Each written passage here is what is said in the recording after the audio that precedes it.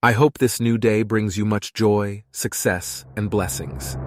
Before you begin your journey, I want to share with you a reflection based on a phrase attributed to many, including Pythagoras, though there is no absolute certainty about its authorship. Knowledge without action is vanity.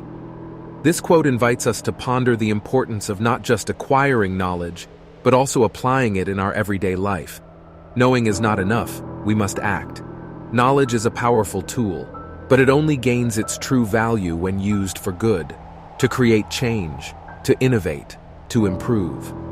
If you learn something and keep it to yourself without using it to improve your life or that of others, that knowledge simply becomes vanity. So today, as you learn new things, think about how you can apply them.